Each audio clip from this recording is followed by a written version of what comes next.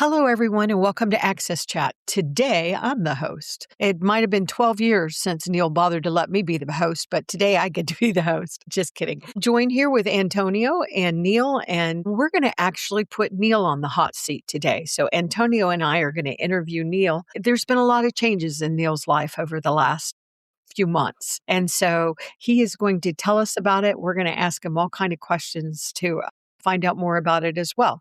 So, Neil, welcome to the program. Antonio and I are glad you're here. Can you tell us who you are Sure. and a little bit about what you do?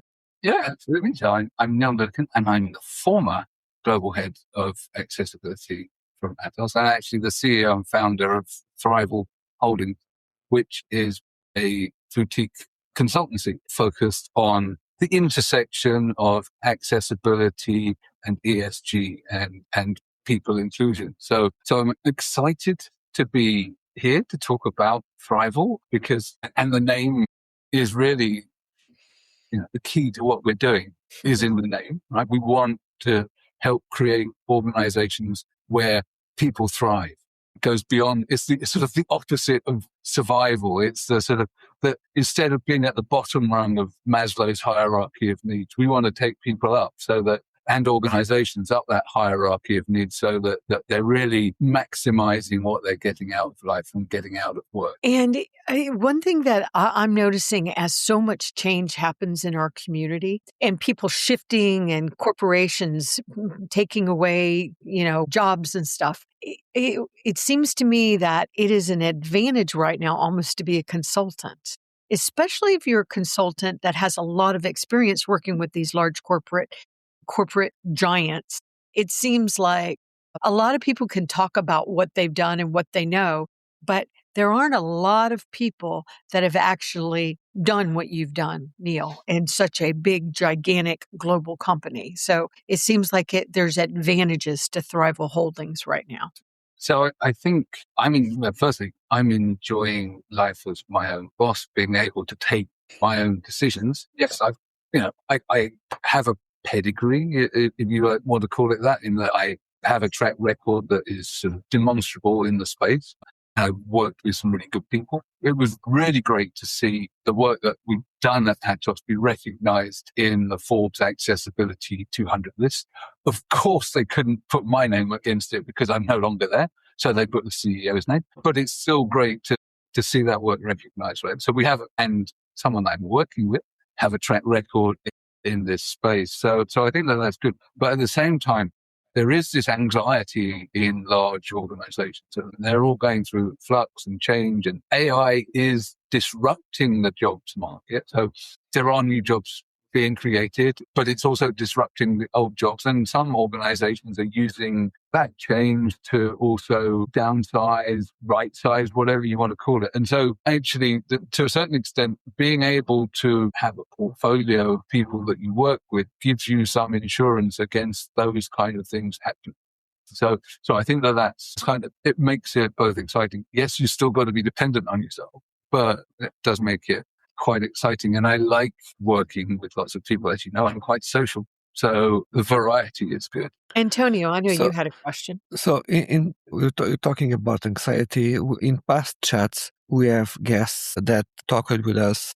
We realize that many people at companies are not talking with each other as they used to do. Collaboration is going down. Engagement is at its lowest. You mentioned about new jobs on AI. So companies are still figuring out what those jobs are going to look like. They don't even know how to identify the specs of the jobs. There was a massive survey from Adecco Group that makes the case that most CEOs don't know much about AI. And those who know about AI, those executives who know about AI, they believe that they know more than actually what their workforce rates them in terms of knowledge. So considering all these challenges and you are trying to make organizations better, what is your pitch when you find someone that is actually in trouble? I think that's a good question. Firstly, I would say that the AI overconfidence is not unique amongst senior managers, right? I think they're overconfident and rated less sort of positively by their workforce on lots of topics. I mean, there was another survey about neurodiversity at work recently where the most confident people, the people that were most confident that their organization was neuro-inclusive were the top male managers. They were the most confident that they were neuro-inclusive. And you get down to their neurodivergent employees on the shop floor, and they were the least confident that the organization was neuro-inclusive. And I think you can go into an organization. I've gone into a couple now in the last few months that I've been doing this for myself. And the people that are doing the work on the ground have, to a large extent, a better understanding of how this stuff is applicable in their jobs. What is interesting is watching the sort of, in the maker space, right? In the sort of product space, the product managers thinking, well, now I can use AI. I don't need a coder. The coder's going, well, I don't need a product manager. And the project manager's going, well, I don't need either of you. And so what you may end up with, and I was reading a nice book about this the other day, is people becoming makers, right? And so I think that that's interesting, but I think it's really early days and you still need rigor, right? And I think that one of the things that CEOs don't do is really understand and have enough rigor in the questioning of some of this stuff. I think that how do we sell the capabilities? You have to sell it based upon the fact that you've done this stuff before, and give credible examples of how you've applied AI, machine learning to actual business processes to make it work. Because there's an awful lot of pilots and a lot of the stuff doesn't get beyond the pilot. And so I think it's that. But at the same time, I'm on a learning curve too, because it's so rapid, and I no longer have a support network of people doing this on my behalf. So I'm having to do it for myself. I'm having to, do all of the sort of the research, the ideation, and the application myself for some of the things I'm doing. Obviously, working in the larger organizations and advising, then I'm not doing it for myself, but it's a mixture of both. So I think you have to sell it on, to a certain extent, track record. Obviously, with it being such a new technology, no one's track record is going to be massively long because it's changed so rapidly. Neil, I really have two questions, which probably are unfair, but one thing I would like, because I'm going to make some assumptions about what your company offers, and Okay. probably shouldn't make the assumptions. We should let you talk to us about what type of consulting and services you offer. But at the same time, I'm curious about that. But I'm also curious about what do you think is going to happen with the accessibility industry? I mean, there's a bunch of us that got together and sort of created this accessibility industry in the early 2000s. And we've had some successes. We haven't had as many successes, I think, as a community as we hope. I know there was somebody that I won't mention on air that made the mistake of saying AI was going to, solve the accessibility problem in, 9 months. And of course, that was a while back and it hasn't been solved. I continue to say often is we know how to make everything accessible. We know how to do it, but we still don't do it. And I think there's a lot of reasons why we don't do it. But I am curious not only what services that your organization offers, but also what's your thoughts about where we're going with accessibility? So whilst I don't think that AI is going to do away with accessibility specialists anytime soon, I think that what an accessibility specialist does is going to change significantly and is already changing significantly. So you've got AI tools that are really getting better at helping produce accessible code, helping to support people that don't know about accessibility very well. Organizations like DQ and Level Access and Vince all have MCP servers that can plug into the sort of coding platforms of other organizations so that you can start embedding accessibility knowledge into the workflows and you're not reliant on individuals as bottlenecks. And then the accessibility role shifts to how do you design and maintain these systems? How do you verify that these systems are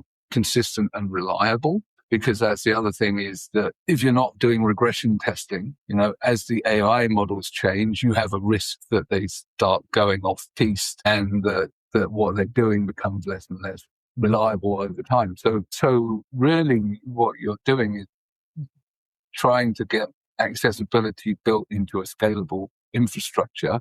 And I think that that's an area where I have some good experience. And Thrival is building stuff into the business governance and the infrastructure. So it's a mixture of technology and process and sort of management methodology and that communications piece to help sort of that adoption within senior management, help that understanding and that whole sort of, oh, so that's how it fits within. And really explaining about the ROI and the business benefits so that it's not just seen as a cost center. Because I think that one of the problems of accessibility in corporate life is that it's seen as purely a cost and not as a benefit. I mean, people do recognize societal benefits, but they take a kind of charitable view of it, right? And it's not, it's good business, but you've got to be able to demonstrate that and that or compliance, as you put in the chat. So I think, yes, and we help with compliance beyond just the sort of WCAG stuff, right? Because there are a lot of people that are already doing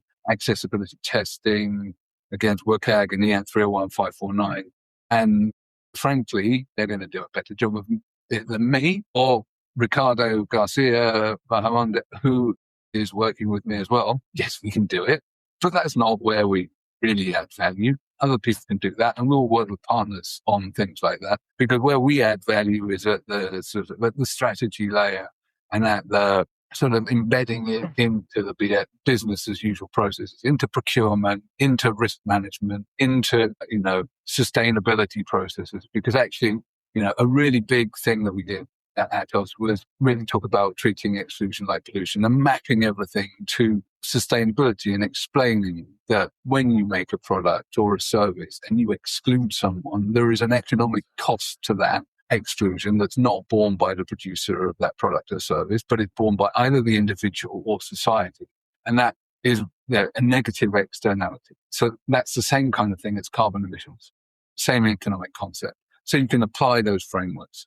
And then obviously if you design for everybody, you get that curb cut effect. That's a positive externality, and that brings about additional revenue for an organization or greater customer satisfaction, which in turn has that impact on the bottom line. But it's actually finding ways and metrics and ways to report that so that it surfaces that within a business. Because a lot of the time, the accessibility community are doing fantastic advocacy work. They care deeply about, including people. They care deeply about technical quality, but the business messaging is off. So we are basically a year ago, the European Accessibility Act was being enforced. We see that there are a few cases around in European courts, particularly in France, so some supermarkets, and some fines being imposed. But 1 year after, did anything really change it, or we are just older and everything stay more or less the same? Yeah, I do think things have changed. I think that they have changed significantly in terms of some of the large organizations that I'm talking to. They've taken it seriously. They are doing more accessibility work. They have put in place. It was the catalyst for bumping it up the corporate agenda.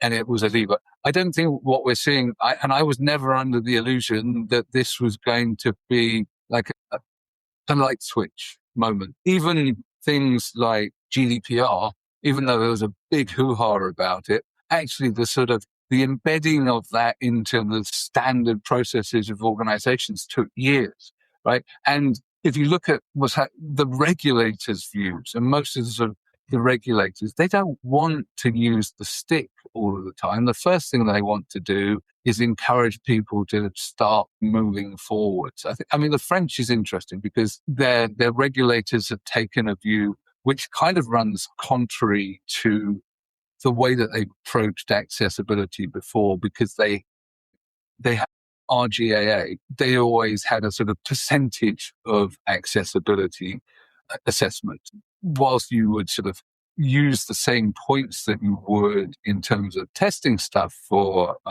against web content accessibility guidelines. In the end, you'd end up with a sort of aggregate score. And what the rulings against the supermarkets that you you alluded to, has said is actually an aggregate score of 71% is not enough, because you're 29% at least inaccessible. And therefore, if 29% inaccessible, you're actually pretty much guaranteeing that you're wholly inaccessible, because over a quarter of the experiences probably along the way mean that you're going to be blocking people. So that's kind of going to cause a small revolution in France. I'm not sure if anyone's going to be guillotined, but I think that there are profound effects. It's just that this stuff does move slowly. And also the EAA is not the only piece of legislation that requires accessibility in Europe. The European AI Act does. There's another 11 or 12 pieces of European legislation that all have an element of disability inclusion and accessibility in that legislation. So there are multiple drivers here, but it's slow. And then you have the pushback through things like the European omnibus legislation, which was designed to try and simplify things for business. So business was we're too tied up with regulation. So you've seen that recently come through with the omnibus stuff. Okay. I just have a quick comment to make, and I want to get back over to Antonio. Just speaking from a different perspective, I agree with everything you said, Neil, but just speaking from an American perspective, I am just so grateful that Europe did what they did, because the timing was coincidental, but, Europe really taking accessibility seriously, getting EDF involved, just all the stuff that's done has been such a blessing, balancing what's happened in the United States. Because when the United States and others, did the attack on the DEI and the woke, accessibility, unfortunately, got into that mix, and people in accessibility positions were changing their titles and getting laid off. And so I, as an American and a global citizen, I'm just really, really glad that we see leadership in Europe, especially at a time when things are just so intense here in the United States. And since so many of our corporations are global, we impact others. And so from my perspective, I am so, so grateful as an individual that cares about inclusion that Europe has stepped up and is really leading on it. Are they perfect? No. Are we seeing everything yet? No. Like you said, Neil, there's a whole bunch of other laws also, but I am just so glad Europe stood up at this time. It is such a blessing to the humans on the planet, I believe. I also want to recognize Canada, because Canada's doing amazing work. Yes, I must agree. Yes. Yeah. Right? And in fact, in some ways, outstripping I agree. Europe in terms of the work that it's doing, because they're covering all sorts of areas. They're thinking about, they've got a very wide remit. It's well beyond technology. They're looking at service. They're looking at AI. They're looking at all sorts of how they can include people. So kudos to Stephanie and the Canadian accessibility government infrastructure, because that they really are and they're creating standards, and so they're doing it. Australia's doing stuff, and then of course, actually, you're seeing the adoption and creation of standards and legislation in India. That's been strengthened. You're seeing it in Africa as well. So it's not just Europe. No, yeah. One of the problems that we have in Europe is, in European Union, we have 27 countries. And, Canada, it's easier at certain level. And something that we miss in Europe at the economic level, we have something that we call the Eurogroup. It's basically all the ministers of finance. They all come together, and in a more agile way, they're able to solve problems in the sector of finance. So just a few weeks ago, I was engaged with the European political party to propose to the European Commission and to the European Parliament the creation of a tech group that emulates the Eurogroup. So the idea is all the ministers of technology in Europe, they come together on a monthly basis to discuss tech. So instead of things going into subcommittees and committees, all the ministers are able to discuss cybersecurity and technology topics. Something that, if that ever happens, is able to make the decision-making more agile than it currently is. As the example of the process that took for the European Accessibility Act to go through, and the length of it proves that something like this is pretty much needed, because in the end, we are in this situation now we're supervising the act. It's true. And also, as I think Susanna Lauren pointed out when she was on talking about it, the difference between the EAA and GDPR is that the EAA was an act and that then needs to be transposed into local legislation, whereas GDPR was a piece of regulation and was all encompassing and therefore harmonized. And so that again makes it easier to enforce it because you've got a singular interpretation. So yes, I think I'm a fan of regulation when it's done well, but getting it right is tricky, and getting the balance right is tricky too, because having been on the other side of the regulation when I was working with Atos and we were doing the reporting for CSRD, that's the Corporate Sustainability Reporting Directive, there's lots of standards that you have to report on, and all of these different things have metrics, and it's enormously complex. And then it's a cottage industry within these large corporations to gather the data, to decide on what you're reporting on, to write the report. So, for example, Atos's Universal Registry document, which is the financial document, and so it's dual reporting. So you have the financials and the non-financials all in one document. It's over 500 pages long. Writing something like that every year takes a lot of effort. So you can understand to a certain extent why businesses have been pushing Europe to make compliance easier. But at the same time, within communities like the disability community, we have to be very careful that businesses calls for simplification don't mean that we get cut out again, because that's a real risk in that as simplification comes along, an omnibus, which is just pushing everything into one quick, revision of regulation, it so kind of shortcuts those checks and balances. I think the situation gets worse is we have the omnibus now, but all this legislation was created under a different mindset. Yes. So maybe going forward, if we start thinking differently with having simplification in mind, maybe we can reach something interesting for both parts. But what we are coming from a very complex process, and now we want to simplify the complex process when that was not the thought that was behind all this, No, I think what I'm mindful of is, yes, we need to simplify, but we can't lose the values behind it and the intent behind that, which was around social cohesion, social protection, caring about people's privacy and their rights and so on. Because quite often what happens when you have a bonfire of regulation is that those protections get taken away along with the complexity. And yes, for sure, we need to be able to design stuff better and more flexibly because we're in a very fast moving world right now. But we can't. Part of what I'm trying to do through the work that I'm doing with Thrival is help organizations find that balance and to be able to build management systems and reporting systems and ways of doing business that are not overburdensome on the business, but that still are inclusive and enabling and serve the community. Yes. And we know that you have the experience to do it. I often see so many people jumping in going, oh, I can teach you what to do. There's so many moving parts as we've just talked about here, but I know that we've come to the end of our time, but Neil, will you please let our audience know what your website is and how they could contact you? And of course, he's very easy to find on social media, but still let the customers know. And I also want to say thank you to Amazon for supporting our show. We are so grateful and we really, really appreciate them. And as Neil says often, please remember to like the episode, comment, share it with others.